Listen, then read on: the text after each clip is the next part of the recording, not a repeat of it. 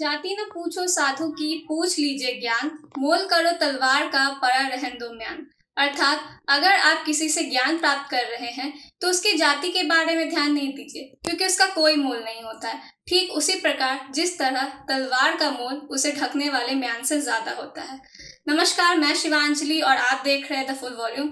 आपने वो कहावत तो सुनी होगी, बूंद बूंद से तालाब भरता है।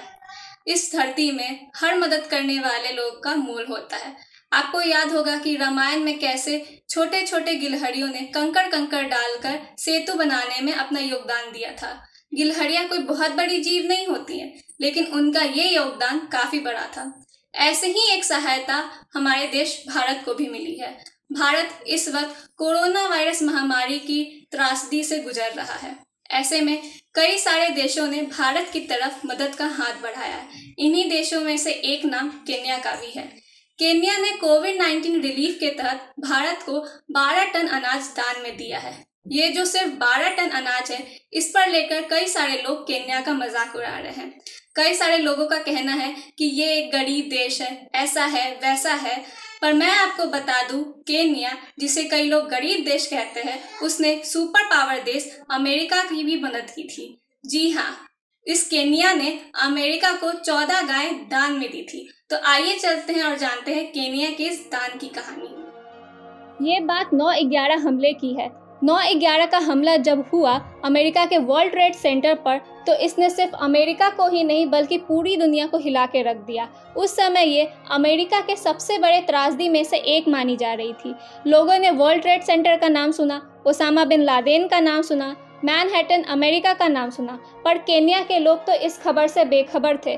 दरअसल केन्या में कई सारी जनजातियां ऐसी हैं जो प्राकृतिक जीवन जीती है और उनके पास ज़्यादा रिसोर्सेज नहीं हैं। इनोसाइन नाम का एक गांव जो कि केन्या तंजानिया बॉर्डर पे है, जहां मसाई जनजाति के लोग रहते हैं, उन्हें कई दिनों तक ये पता ही नहीं चला कि अमेरिका पर ऐसा एक अटैक भी हुआ है। उन्हें ये बात तब पता चली जब वहाँ का ही एक लड़का किमेली नायोमा, जो कि अमेरिका के स्टैनफोर्ड यूनिवर्सिटी में पढ़ाई करता था, उन्हें बताया कि आतंकवादियों ने एक खतरनाक हमला किया है।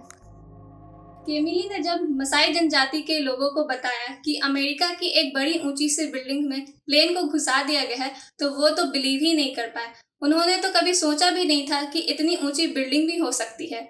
मसाई जनजाति के लोग सीधे साधे लोग, जिन्होंने अपना सारा जीवन सिर्फ एक झोपड़ी में बिता दिया, उन्होंने तो कभी सोचा भी नहीं था कि इतनी ऊंची बिल्डिंग भी हो सकती है जो आसमान को छू ले।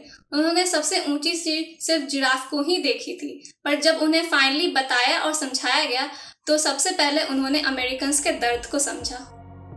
उन्होंने ये खबर सुनने के बाद अमेरिका के लोगों का मदद करने का बीड़ा उठाया। उन्होंने उसी स्टूडेंट के हाथों एक चिट्ठी भिजवाई। केन्या का जो कैपिटल है नैरोबी, वहाँ पर यूएस एम्बेसी है। उस एम्बेसी के जो डेप्यूटी हेड थे, उनके नाम एक चिट्ठी लिखी गई। उस डेप्यूटी हेड ने जब वो चिट्ठी पढ़ा तो वो उस जनजाति के लोगों से मिलने आए।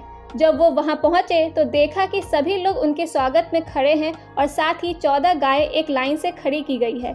वहाँ के लोग हाथ में पोस्टर लिए हुए थे जिसमें लिखा हुआ था, हम मसाई जनजाति के लोग इस संकट की घड़ी में अमेरिका के साथ खड़े हैं और अमेरिकन्स के मदद के लिए 14 गाय दान करना चाहते हैं। वे लोग गायों को बहुत पवित्र मानते हैं। गायें उनके लिए पूजनीय हैं। जब डेप्यूटी हेड ने उनकी ये दरियादिली देखी तो उनकी आंखें नम हो गई। हालांकि उन 14 गायों को कुछ इंटरनेशनल लॉस के कारण ले तो नहीं जाया जा सका, लेकिन उन गायों को बेच के एक ज्वेलरी खरीदी गई जो 9/11 के मेमोरियल म्यूजियम में रखा गया है। अमेरिका के लोगों को जब इसके बारे में जानकारी मिली तो वे बहुत खुश हुए। उन्होंने ऑनलाइन पिटीशन भी साइन किया और गवर्नमेंट से अपील की कि उन्हें तो वो 14 गायें ही चाहिए। अमेरिकन्स ने केन्या का, वहाँ के जनजाति का तहे दिल से धन्यवाद किया। आज इसी केन्या ने हम भारतवासियों के लिए इस संकट की घड़ी में अनाज भेजा है। केन्या ने कोविड-19 राहत प्रयासों के तौर पर भारत को 12 टन फूड प्रोडक्ट्स दान दिए हैं। इनमें चाय, कॉफ़ी और मूंगफली जैसे प्रोडक्ट्स शामिल हैं। केन्या ने ये सामग्री इंडियन रेड क्रॉस सोसाइटी को दी है। इन सामग्रियों के पैकेट को महाराष्ट्र में बांटा जाएगा। केन्या महामारी के इस दौर में भारत सरकार और उसके लोगों के साथ एकजुटता दिखाना चाहती है। आप इस संख्या को मत देखिए कि कितना सा अनाज भेजा है, आप दान करने वाले दिल को देखिए कि उनका दिल कितना बड़ा है। अगर भगवान श्री कृष्ण को सुदामा द्वारा दिए गए एक मुट्ठी चावल से शर्म नहीं आई, वो छोटे नहीं हो गए, तो फिर भला हम कौन से उनसे बड़े हैं। साईं इतना दीजिए जामे कुटुंब समाए, मैं भी भूखा ना रहूं साधु ना भूखा जाए। केन्या ने वसुधैव कुटुंबकम की भावना को ध्यान में रखते हुए हम भारतवासियों के लिए ये मदद भेजा है। केन्या के लोगों से बस एक ही बात सीखने को मिलती है, मुस्कान बांटते चलिए, मदद करते चलिए और संकट की घड़ी में एक दूसरे का साथ निभाते चलिए, क्योंकि जो बिना किसी स्वार्थ के आपका साथ देता है उसका हाथ हमेशा थाम लेना चाहिए, वो कभी भी आपका साथ नहीं छोड़ेगा। हम भारतवासी केन्या के इस मदद के लिए उन्हें तहे दिल से शुक्रिया अदा करते हैं और उन्हें दिल से सलाम करते हैं। धन्यवाद।